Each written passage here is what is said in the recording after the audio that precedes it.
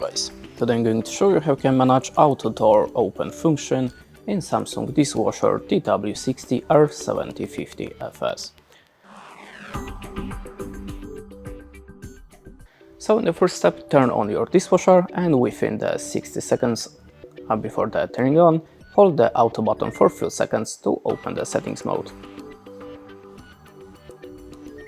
Now click on the speed booster and now there we have a R1, so the function is activated. If you want to switch it off, just tap on the auto button.